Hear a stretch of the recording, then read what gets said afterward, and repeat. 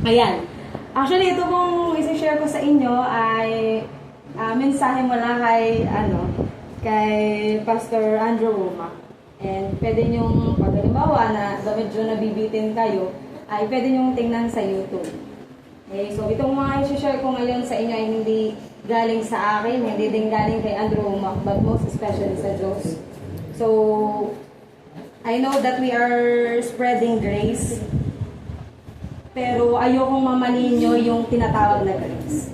Na kailangan, pag sinabing grace, ay kailangan magaganda at mabubuti lamang ang maihayag sa inyo. To the point na parang hindi na kayo nakokorrect in a way na dapat ay nakokorrect kayo. So, itong mensahe na to ay about sa 4 essential elements of Christian maturity. So, since ito ay 4 elements at isa lang yung may babahagi ko ngayon, ito ay series na dapat ko ding aralin and dapat din nating aralin. So, kung gusto niyo ng advanced study, nasa YouTube lamang ang mensahe na Andrew Makanig. So, actually, ang pagiging Kristiyano ay alam ko, di ba minsan kapag galing naman tayo dito yung buhay na wala kay Kristo at buhay na nakay Kristo. Nakakompare niyo ba yun? I mean sa inyo. Amen. Sa inyong buhay. Amen. Paano ano yung kaibahan ng buhay na nakay Kristo at wala kay Kristo? Wala sila. Presentation talaga ito. Ano sa tingin nyo? Anyone? Any two? Any three? Natawa si Zoren? Walang purpose. Wala? Walang purpose daw yung mga wala kay Kristo? Ano pa? There is no direction. No direction? Ano pa? Magulo? Okay? So at least nakikita nyo yung big difference between having Christ sa buhay nyo at yung walang Kristo. Okay? So since nandito tayo ngayon, I expect and I pray and I hope na lahat tayo ay may Kristo sa buhay. Amen? Amen. Ayun, hindi ako ang makakasagot niyan. Kahit pa sabihin kong, itong batang ito'y bata pa, wala pa tong Kristo. Hindi ako para mag-judge na ganun kasi hindi ko naman alam kung nung time na nag-OCC sila, is it really within her heart na tanggapin na si Jesus ay nasa akin? Or baka naman si Charmaine. Halimbawa si Charmaine yung matagal ng mananampalataya pero nasa kanya pala si Kristo. Tapos, nakikita ba ayun ang tanong, nakikita ba si Kristo sa buhay niyo? And sabi dito, ayan, take a look on this picture. Di ba pag baby, nakuha ko lang sa tatay pastor nung kami sumaka last Sunday. Pag baby, normal na meron talagang chupon. Agree? How about this?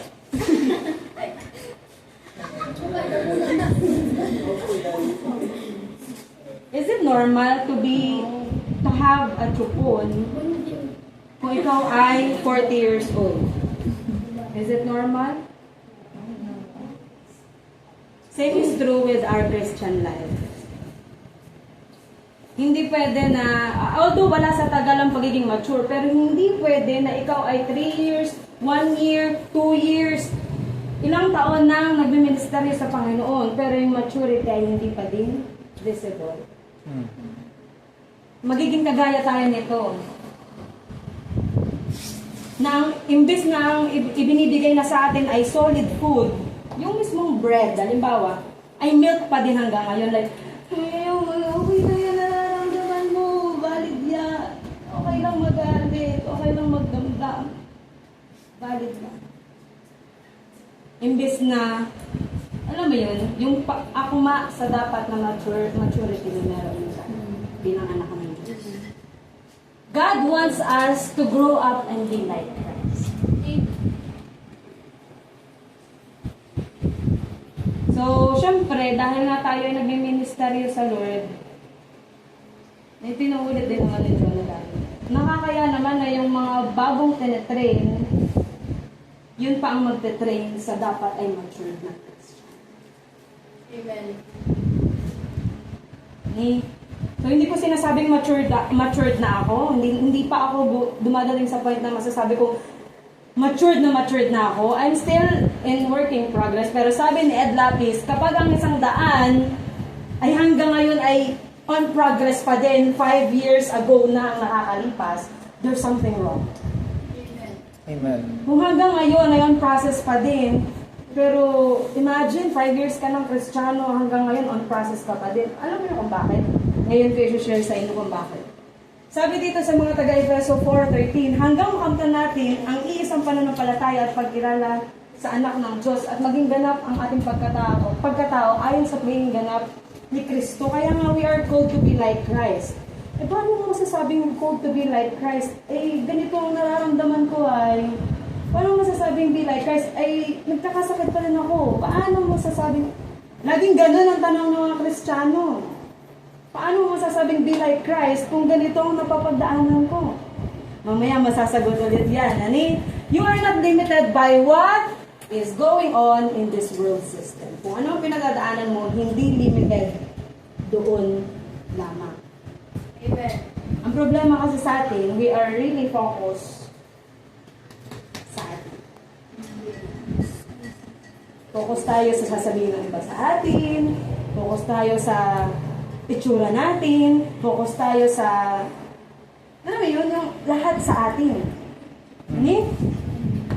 You may be born, ito, take a look on this ha. Masasabi niyong born again nga kayo, but you haven't grown. Pag tinanong ka na isang tao, uy, pasaan ka? Ito, natanong na to minsan, pasaan ka? Sabi niya, sa tita daw niya, pero pumunta naman siya dito sa simbahan.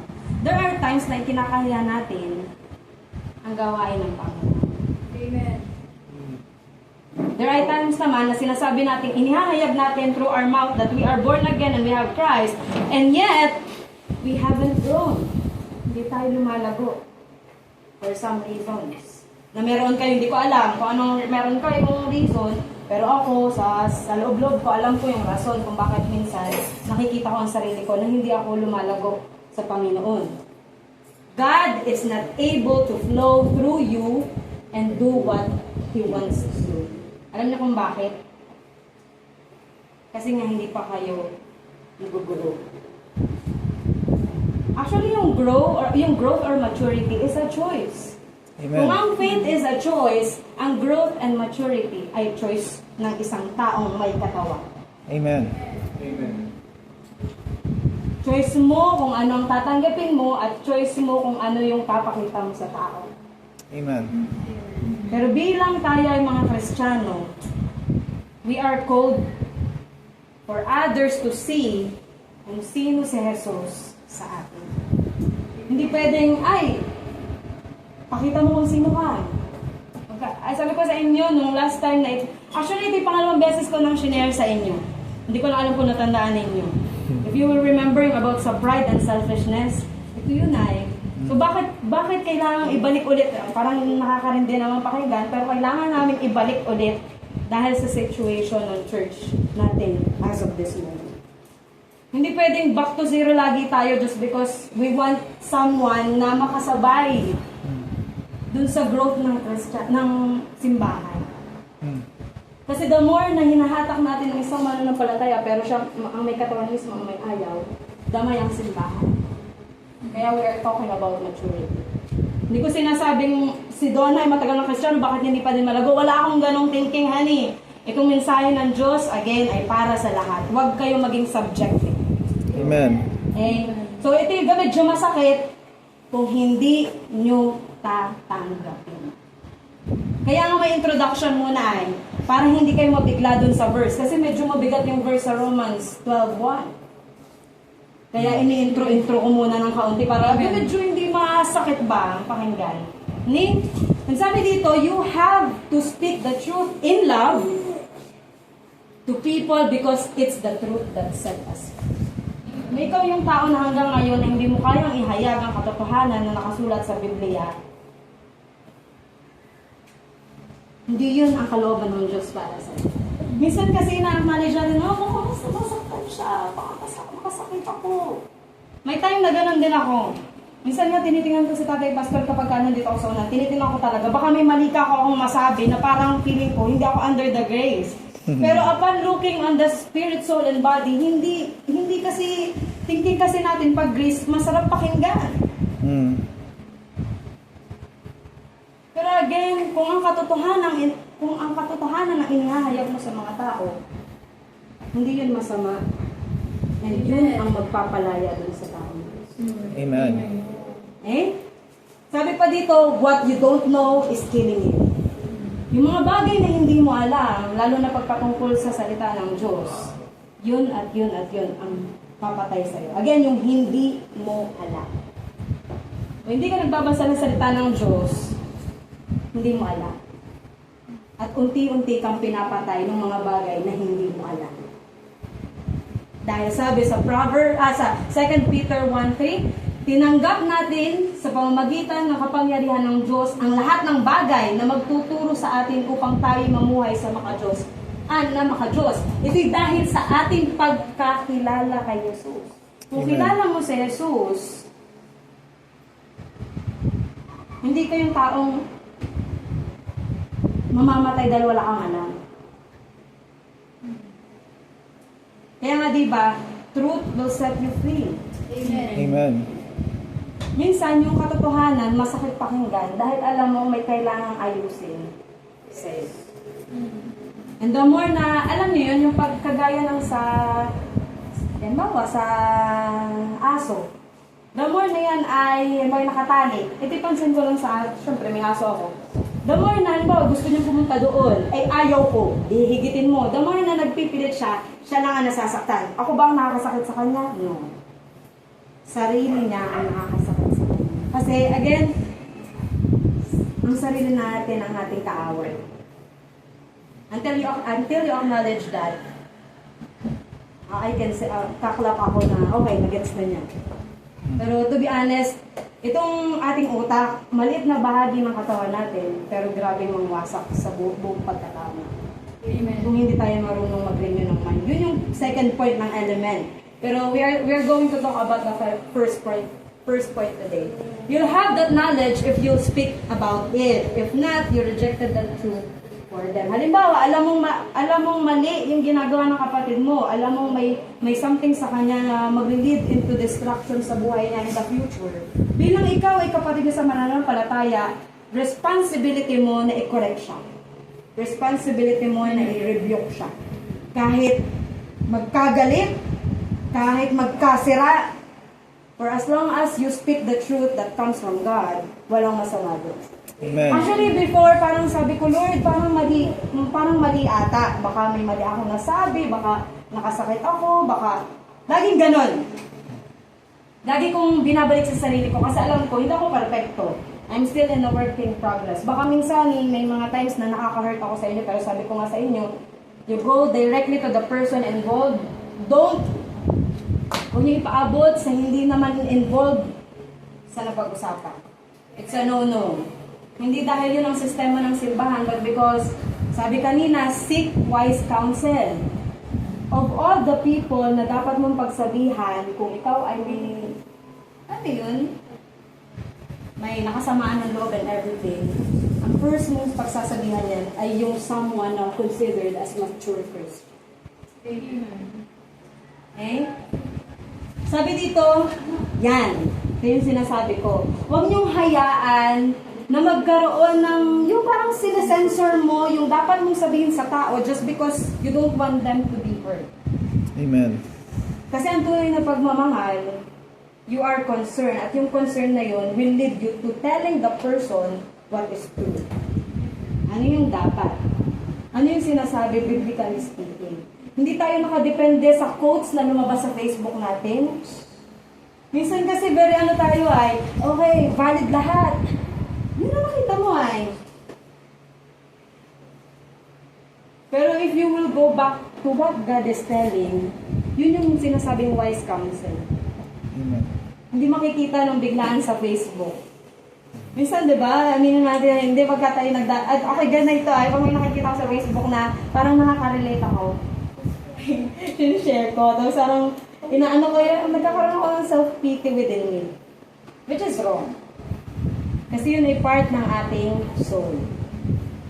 Huwag na babalik-balik tayo sa spirit, soul, and body para maintindihan. Ito ang verse natin for today. Sabi dito sa Roma 12:1-2. 1-2 nga baga. Sige, 1 lang. Kaya nga mga kapatid, alang-alang sa masaganang habag ng Diyos sa atin, ako'y nakikiusap na ihalay ninyo ang inyong sarili bilang isang handog na buhay, banal at kalugod-lugod sa Diyos. Ito ang karapat-dapat na pagsamba ninyo sa Diyos. The first point that I want to share is being a living sacrifice. Amen. Dito lang iikot yung ating talk for today. Siguro mga 15 minutes tapos na ako. Pero sana, alam mo yun, hindi human ear yung makikinig this time. Amen. Pagganahin natin yung spiritual ear. Baka some of you ay ako'y nire-review ko na sa utak nila. Yan na naman, yan na naman. Alisin niyo yun, ha? Huwag niyong hayaan na si Satan ang mangusap sa inyong mind this time. Amen. You open your heart, be receptive. Again, itong mga share ko ngayon, alam kong ito'y nais ipabatid sa inyo ng Diyos. Hindi ito galing sa akin, ha? Ito galing sa Diyos, I know. You cannot mature until you quit serving yourself and you make Jesus your Lord. Aray. Magkaiba ang tinatawag na surrender to Jesus at surrender na offer ng Lord. Minsan kasi yung atin ay surrender na ako, hindi na ako sisita. Hindi yun ang surrender na tinatawag pagdating sa ministry ng Diyos. Pag sinabing surrendering is not quitting serving yourself for the Lord. It is making Jesus your Lord. Lord, surrender na ako. Ibig sabihin, yung corona, instead na nasa iyo, ipinasa mo na sa Diyos. Amen. Lord, ikaw na ang maghari. Kumbaga sa driver, Lord, ito ang, ano yung tawag? Manubela, ikaw na ang bahala. Ako'y sasakay na lamang. Eh, di ba ganun nakasakay lamang? Nani? Tayo bagay, kaya nating magtiwala sa driver ng Roro, fast crab, motorcycle, tricycle, and everything. Pero pagdating sa Diyos, big question mark.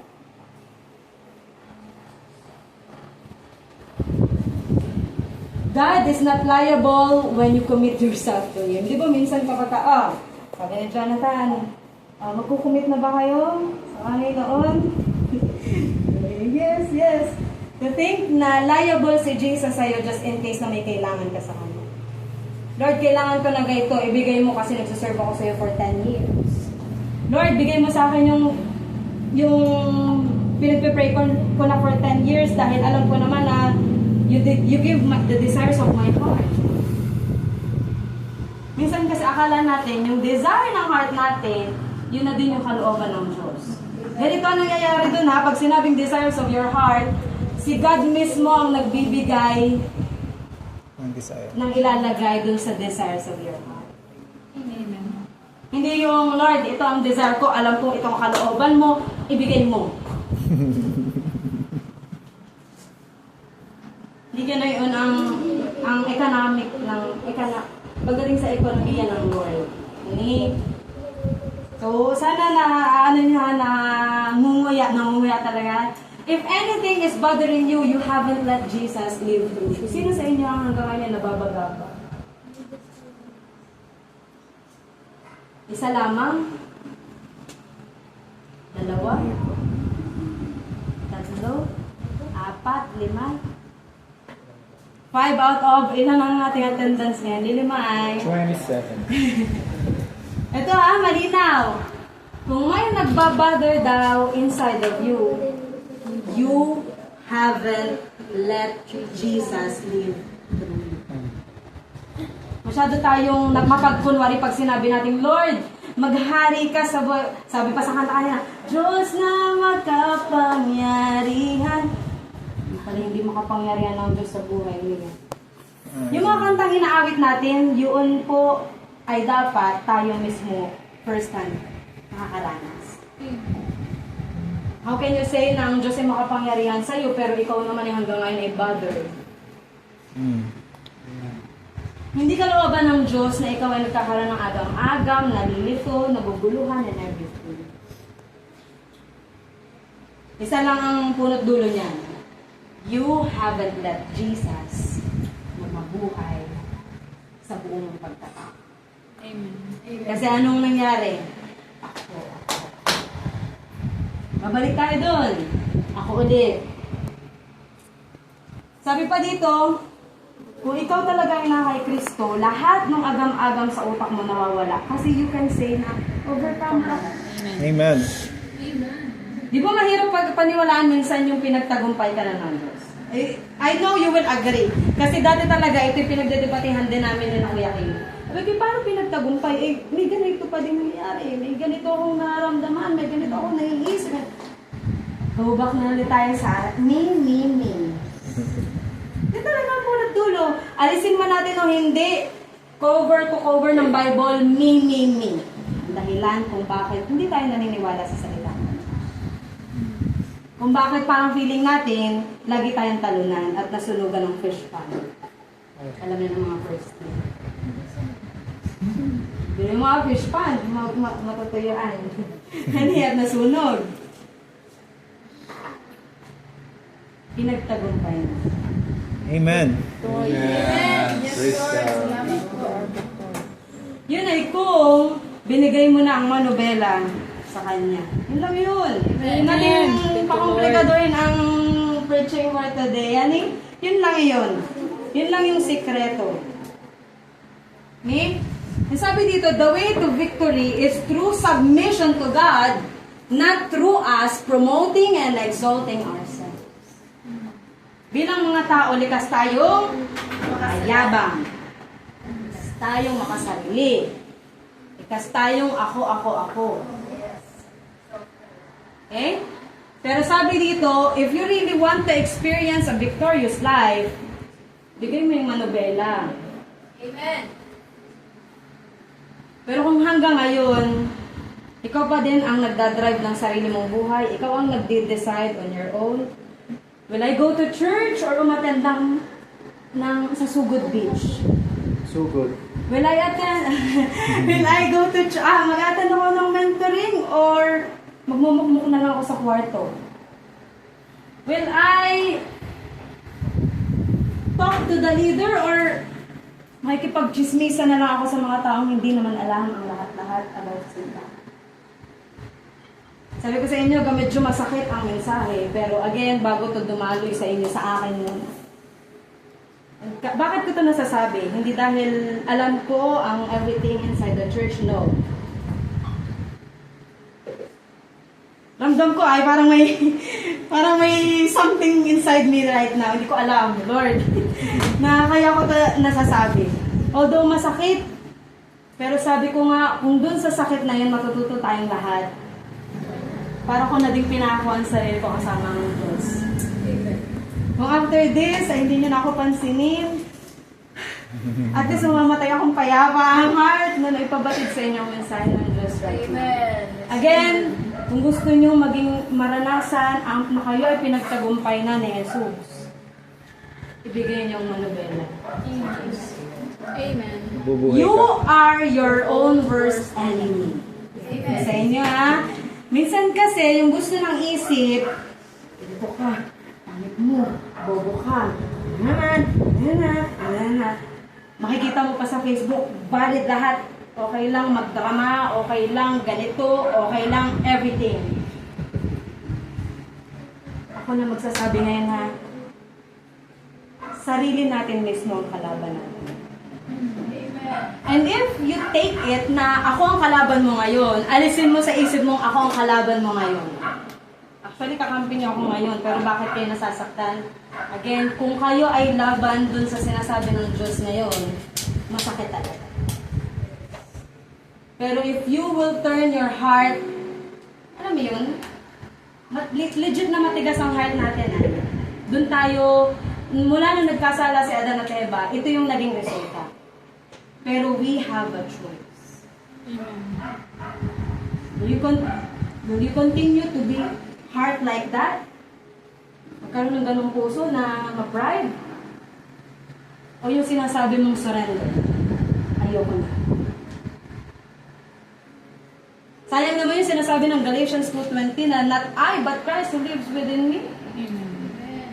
Not I, hindi ako, kundi ang si Kristo na nanahan sa akin. Amen. Minsan kasi tayo ay medyo magaling sa knowledge. Reverse and everything. Pero hindi nangunguya. Alam niyo yun, pag hindi nyo hinaya yung pagkain, hindi nyo malalasap na masarap. Try nyo nguyain yung sinasabi ko ngayon. Huwag nyo legit na nguya. I mean, ano nyo yun? Yung every letter, Namnamin. namnamin nyo. Balang araw papasalamat kayo. Hindi kahit hindi na sa akin. Hindi ko kailangan ng pagpapasalamat, acknowledgement, and everything. Been there before. Sabi ko nga, kung dito ako tinawag ng Diyos para maihayag ang kanyang salita, kahit wala akong matanggap na anumang recognition from you, wala akong pakialam.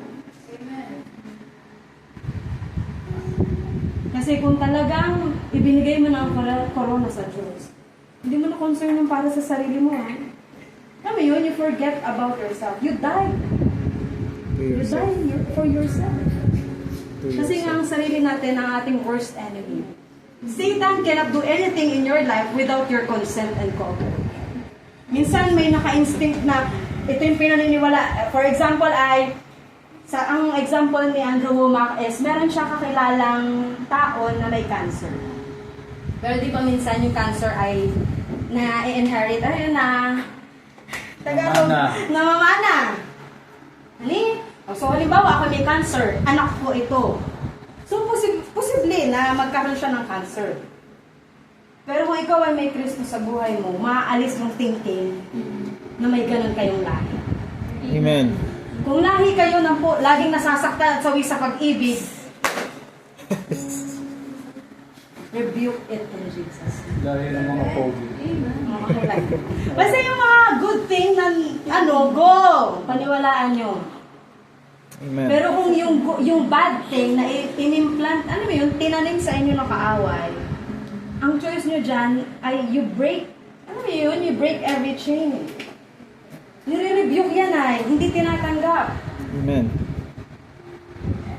Eh? So last time, ito ang kasabay ko, di ba maalon? Fear, actually, sige, I will be honest, ako talaga ay takot sa alon dahil hindi ako marunong lumangon. Simula Real, hanggang paglabas na, bumalik yung fast scrap. Parang naulit yung history mo, October 30, 2022. Tandang-tanda ko yun. Bumalik yung fast scrap, tapos bumalik, naramdaman ko ulit yung against yung, yung alon. Hindi talaga ako into ganon. Pero dahil nasa isla tayo, tanggawin na natin na may ganon mga senaryo. Simula Real hanggang makalagpas ng yung paglabas mismo ng Real, ang lagi ko lang di ba, if you remember na nag-share ako ng Word of God, yung peace be still. Ganun lang yung nasa isip ko yung peace be still. Nakatulog ako pag gising ko, nasa lang ako. Amen. It's really powerful. Kung pipiliin lang natin.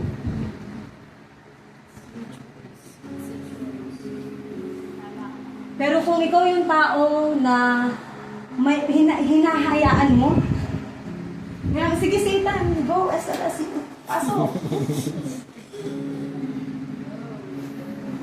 Alam mo yun, yung negative na nga yung nararamdaman mo, mahilig ka pa ng sad song, nag-Facebook ka pa, nakita mo pa na ganun, sige Satan, go, you destroy me. Hindi naman papasok si Satan kung hindi mo binuksan ang pinto. Amen. At hindi ka tara, go, SLS. Sino ba yun? Parang yung alam mo, nandito ka, nasa piling ka ng Diyos. Sinara ng Diyos ang pinto para hindi ka na magulumihanan, lahat ng nagbabother sa utak mo maalis. Sinarahan niya ng Diyos. Pero dahil kayo makulit, pasilip lang konti. Sumilipan ay nakita yung offer ng mundo, ay ganda pala doon. Dito sa Diyos, puro rebuke, ay ganda. Doon ako, sa walang mag-ano sa akin, magtatama sa akin, kundi ako lang yung magmamanobra ang buhay ko. Ginawa naman ni Satan, hi, everything. Nag-hi lang si Satan, tara na. Cooperation, may cooperation. And you let Satan rule sa buhay mo. Kaya huwag ka na magtatakong bakit hanggang ngayon, hindi mo ma-achieve ang kapayapaan. naman ino-offer ng Diyos na magulumihanan ka, na maglabo-labo lahat sa utak mo. Hindi yun ang kalooban ng Diyos. Pero bakit nangyayari? You let Satan rule over. Amen. Amen.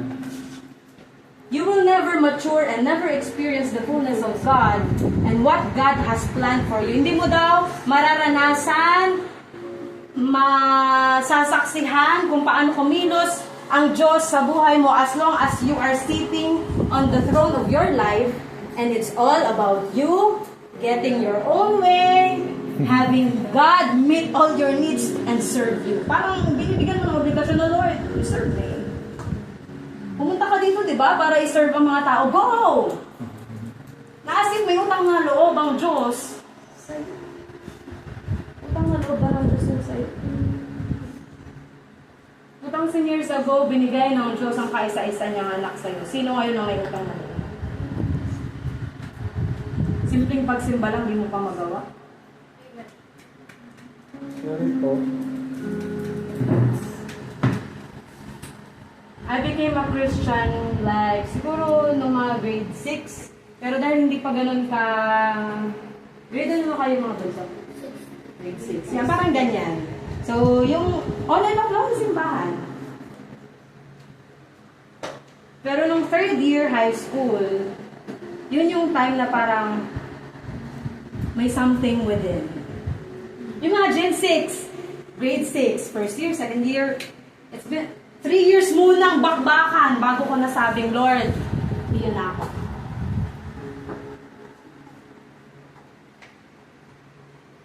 Yun yung reason kung ba't nakayanan kong alam mo yun, magpigil sa sarili. Like, hindi ako nakaranas mag-inom, ako nakaranas mag-sugod beach. Never kong naranasan yung life na ino-offer ang mundo. Why? Pag kasi binigay mo yung corona sa Diyos, hindi na mabigat sa yung loob na sundin yung kalooban ng Diyos. Amen.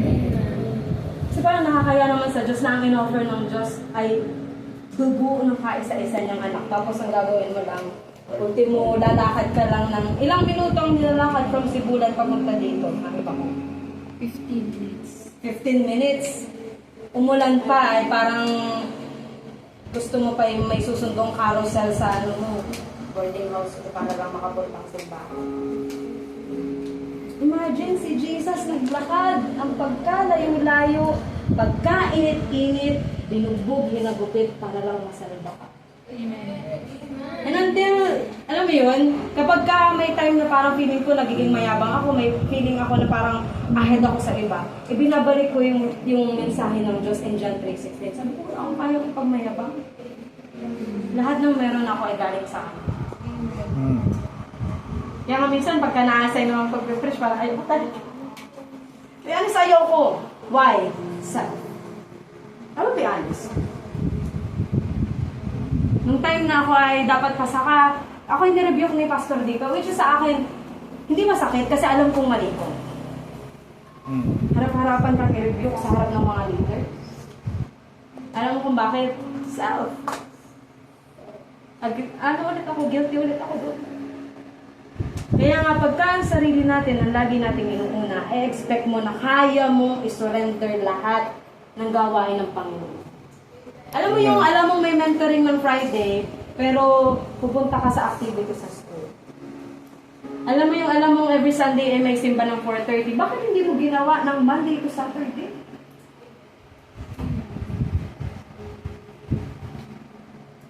We have a choice. Hindi lang natin pinipili ang Diyos kasi alam natin mauunawaan tayo ng Diyos. What if kaya dumating yung point na hindi na tayo maunawaan ng Diyos? May ganun ba? Hirap na ng Diyos ay, bakit kasi? Charis na. Alam mo yun? What if dumating yung time? Hindi dadating ang time na ganon. Pero ilagay niyo sa isip niyo, what if yung ginagawa natin sa Diyos na pag-reject, pagkalimot, ipagwalang bahala, ipahuli sa listahan, ay gawin din ng Diyos sa iyo. Mararamdaman mo. What if ang Diyos ay inuna ang kanyang emosyon? Ayaw mo na kitang isave ngayon, tsaka na lang. Kasi hindi mo naman ako inuna eh. So kung 35 ako, pang 35 ka din. Hintayin mo, waiting list ka muna. The way up God's kingdom is down. Pasimplihin natin. Kung gusto talaga nating ang Diyos ang maghari sa buhay natin at ma-achieve natin na makasama natin siya sa heaven. So, ganito. Amen. Kung hanggang ngayon nasa iyo pa din ang corona at pinapakita mo kung sa tao kung sino ka, God is telling you right now na alisin yung corona, ibigay sa akin. Tapos tingin mo, magaan. Amen. Lahat ng mabigat ngayon, gagaan. Pride is self-centeredness. Kaya nga nakacenter yung I ng word na pride. Gets nyo? Ito ay last time, parang wala na si Jonathan ay. Last time na-share ko to sa inyo, na yung pride ay self-centeredness. Kaya nga yung I ay nasa gitna.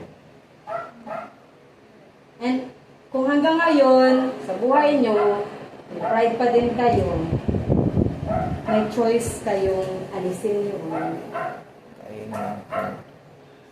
para lang kalugdan kayo ng Panginoon. Hindi kalooban ng Diyos na tayo ay makasarili. Kasi si Jesus mismo nagbigay ng buhay para sa atin ay. Yun ay pruweba ng pagiging selfless. Kung mahal mo ang katabi mo ngayon sa pananampalataya, magkagirahan man o mag-end of the world man, concern ka sa kanya. Bilang tao, medyo tayo ay sarili. Ano yung makukuha ko? Ano yung ganansya ko dyan? Laging ganun. Laging, ang tawag? Kabig. Ano yung magaganansya? Bawal pag nag-ministry. Ano yung mangyayari after ko mag-ministry? Baka mag-fail lang ang grade ko after ko. Minsan nasusubok din pagka-estudyante. Nasusubok ang pananampalataya.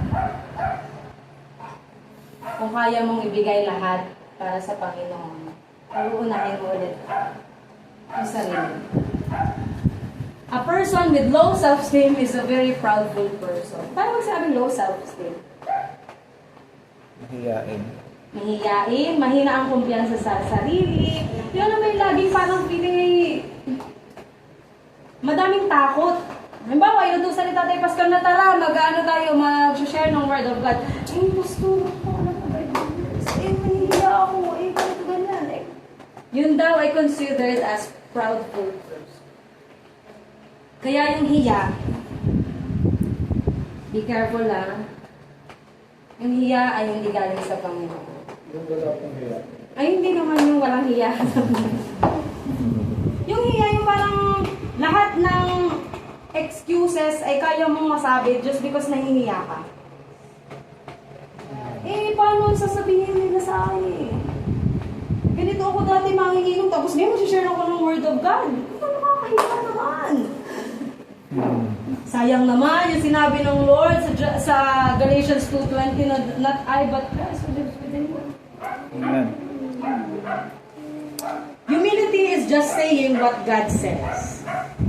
Kung meron tayong humble heart, nag-ano lang ay, yung whatever you want to say, like for example, magbabahagi ng salita ng Diyos sa iba, kusa na lang lumalabas.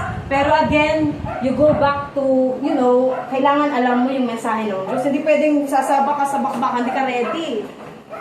Ano babahagi mo? Chismis? Ano mo bang sabi dun sa simbahan kanina?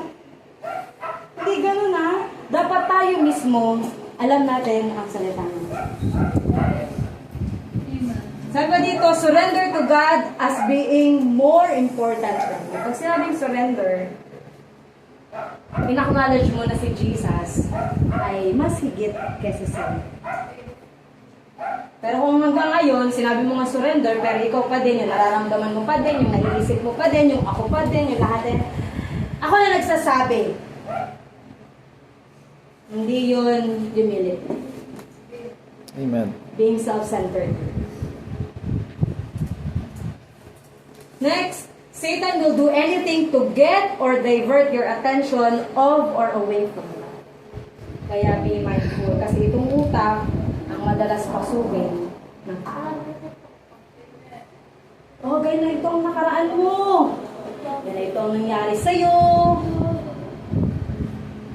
Wala na magmamahal sa'yo. Wala na tatanggap sa'yo. And everything, and everything, and everything.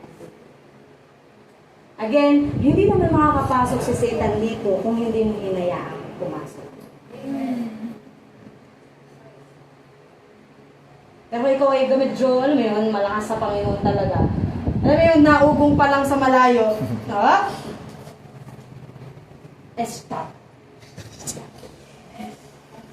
Diba? Kaya minsan kapag alam kong ano, may something, oh, stop mo na, stop, kalma mo na, baby, kalma. Kailangan, bilang ikaw ang may katawan, ikaw ang mag-uutos sa sarili mo na, stop. No, not today. May gano'n akong ano, not today, Satan, not today. Tomorrow is another day. Not today. Huwag mong hayaan. Satan is self-centered, and if you all wrap up in yourself ng pagiging self-centered, you make a very small package. Alam mo yung parang nagbabalot ka ng regalo. Ganun. Kapag ikaw ay self-centered, parang nagpuproduce ka ng little Satan. Okay? Parang, self-centered ako. Yan ka. Utay-utay yan ay, hanggang sa parang unti-unti mo nang ma-realize, ay, parang hindi na ako kagaya ni Cristo kahit sa daigdig pang ito. Okay? Sayang naman yung mga memory verses.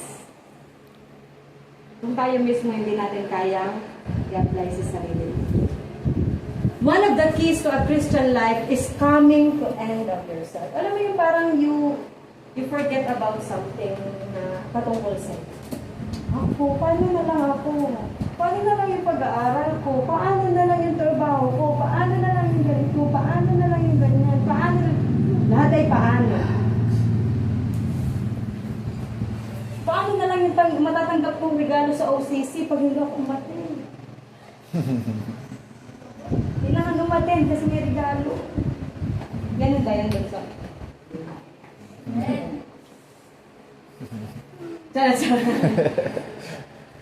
Next, is it at the end of yourself where you find the beginning of God. Kapag kinat mo yung everything about yourself, yun na yung pagsisimula na, Lord, ikaw na dyan. Bye-bye. Hindi naman bye-bye na ano iniwan mo na si Jesus o si Lord. Kapag ibinigay mo na sa Kanya lahat. Yun ang ibig sabihin ng surrender. As long as self is the focus of your life, Satan got a huge target. Kapag hinayaan yung pagiging makasarili or patungkol lahat sa sarili, ang focus ng buhay ninyo, binibigyan nyo ng daan si Satan na maghari instead of God. Amen. Kaya nga dito tayo nag-start ng ng sharing. Kailangan maalis yung self-centeredness. Lahat ng nasasabi niyong valid ang nararamdaman ko, valid ang naiisip ko. Yan ay trap ng kaaway. Kasi nga, yung spirit natin perfect, pero yung soul and body natin patuloy na nagkakasala. If you let Satan enter. If you are codependent upon the approval of people, you will never be a strong faith person. Take a note of this, ha? Kapag ikaw yung taong people pleaser na, kailangan magustuhan ko ng tao, kailangan ganito ako malamig, kailangan ganito ako magsalita and everything, you will never be a strong faith person. Alam mo yun, nasabihan ka lang ng pangit mo naman, na, tampo ka na, friendship over. Nasabihan ka lang ng masakit na salita na hindi mo gustong marinig, guho lahat ng relationship na na-build na together. Why? Self-unite. You can't let the rejection of another person keep you from doing what God tells you to do. Minsan kasi, di ba, binahaginaan mo ng salita ng Diyos, nireject ka. Parang ayaw mo nang magbahagi ng salita ng Diyos. Pero hindi tayo called for that. Hindi pwede na dahil na-reject ka once, hindi mo na itatry ulit. self na naman. Ay, hindi ako tinanggap. Alam niyo ba na pag hindi tinatanggap yung mensahe ng Diyos, ang hindi nila tinatanggap ay sa ang Diyos mismo. It is Amen. biblically speaking. Kaya wag kang sabi nga ay, layas. Kung loobin hindi tayo magkita sa langit ay wag mo. Basta again, you do your part. Tell the truth and the truth will set us free. You can be born again and still go to heaven. Matter of fact, you'll get there quicker because of being self-centered. Actually, ligtas na tayong lahat. Pwede na tayong kunin ng Diyos anytime. Kung gusto ninyo yun. Gusto niyo yun? Ay. Sabi dito, oh, pwede naman, born again, at lahat naman tayo na pupunta sa langit. Kung, again, may Jesus kayo sa buhay niyo, pwede. Kaso nga lang, kung ikaw magmamaniobra ng sarili mong buhay, expected mo na makakapunta ka ng langit as soon as possible. Alam mo yung dapat ikaw ay magagamit ng Diyos for 3 years, pero dahil nga, inagaw mo yung manubela sa Diyos, abay nabangga, abay ko. Napabilis ang buhay. Gusto niyo yun? Ang masakit pa, kapag yung mga taong hindi marunong makinig sa Diyos, sila yung madalas na napapahamak. Sila yung madalas, alam mo yun, imbes na payapang mamamatay, ay marahas ang pagkamatay. Why? Inagaw mo manubela ay nagagawan pa kayo ng Diyos. Bayan. Nakakatuloy. Kaya never, ever, ever agawin ang ibinigay mo na sa Diyos. Ibigay mo na ay, tapos, Lord, akin na ulit. Pahiram lang yun. Walang ganun na. Jesus is telling people the truth in love for their benefit so that they could be set. Kung gusto mo maging malaya, you will be open sa salita ng Diyos. Masakit man o hindi, pero kung gusto mong makalaya ka ngayon, tanggapin mo. Amen. You will never mature if you're still a people pleaser. Focus mo ay laging sarili mo and everything. Ano sasabihin sa'yo ng ibang tao and everything. Alam mo na siguro kung mature ka o hindi. Ha? You will never go very far. Hindi ka daw makakalayo. Yung parang sinasabi, malayo pa pero malapit na. Mga ganun yung ano. Di ba? Tama ba ako? Malayo. Malayo na. Ha? Malayo pa. Ano, ma? Malayo na, pero malayo na. Hi. Malayo pa, Pero malayo na. Malayo pa, pero malayo na. May gano'n naman. Pero sabi dito, you will never go very far if you are serving yourself. Nakabase sa nararamdaman and everything, naiisip. It's all about you. Ako. Pride. If it's going to cost you something to serve God, like halimbawa, pinasaka ka ni Tatay Pastor, pero dahil ikaw may gawain sa school, hindi mo kayang i-give up yun para sa Diyos. Kung hanggang ngayon ay ganun ang inyong situation, you will never go very far. Concern about yourself. How you look like, ano susuotin mo every Sunday. Nasaan ka magpapaawit? Nakaka-year ko, sa school ka. Pagigil. So, sana wala na kaming marinig. Parang awa nyo na. To be honest, ako yung napapagod na din sa sarili ko dahil medyo meron din ako mga reason out and everything. Pero dahil binububog ko ang sarili ko sa spirit, soul, and body, na-change yung aking mindset. Amen. Praise the Lord. Madami pa talaga to, nasa cellphone pa, dinala ko pa. Pero siguro yun lang ang nais kong share sa atin ng Lord. And sana, nanguyahan nyo, hindi lang narinig, kundi nanguya. Amen. Kasi sayang naman yung napudpud na chinelas or 15 pesos na pamasahe, plus babalik pa another 15 pesos, 30 pesos. Kung after this sharing, ay wala kayong natutunan for today. So, isasend ko sa inyo ang link. Just in case na nabitin kayo. Actually, 30 minutes pa lang yun na-share ko kanina. Pero I hope and I pray that the next time God is telling you to do things, you will not reason out. Amen. Huwag niyong pairalin yung ako. Busy ako. Wala akong time. Ganito lang ako. Tao lang ako. Mali ba na magkamali ang santulad ko? Challenge yun. Kasi, pwedeng magkamali, pero yung pagkakamali na paulit-ulit ay hindi na pagkakamali. Okay? Ang Lord naman ay laging open lagi ang simbahan, pero sana, simula nung narinig nyo itong mensahe ng Diyos for today, Progress. hindi na sarili yung iiral sa atin. Apply! Alam ko madami kayong kaabalahan sa buhay, pero mas busy ang Diyos. Pero never mo narinig ang Diyos na magsabing, teka lang. Hindi sasabihin ng Lord sa'yo na, mamaya ka na. Okay? So, yun lang mo naman. And siguro, let's pray. Tayo ay tumayo.